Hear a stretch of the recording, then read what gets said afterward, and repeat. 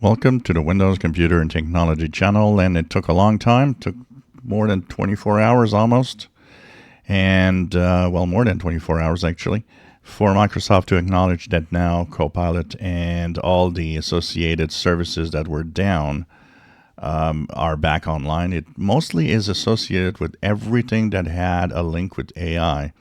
So even OpenAI said that the ChatGPT had problems. DuckDuckGo, which I didn't know uses Bing AI, that's why it was down also.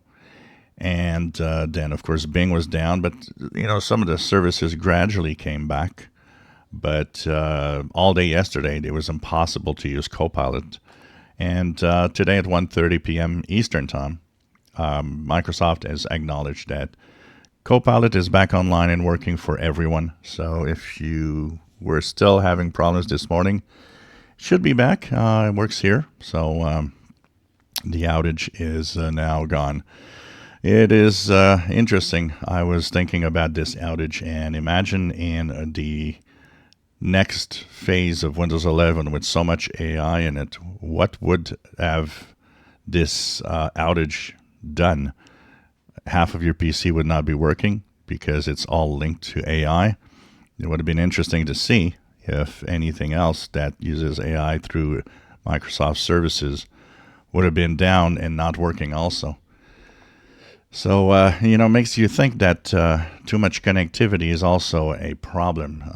It's not always a good thing. And I think that there's a lot of stuff that should stay offline and into your PC only, so that if everything goes to hell, well, basically you can still continue using your PC.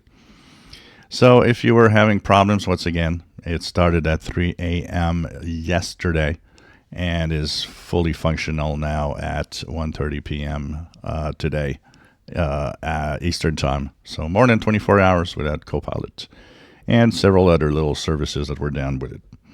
If you enjoy my videos, please subscribe, give us thumbs up. Thank you for watching.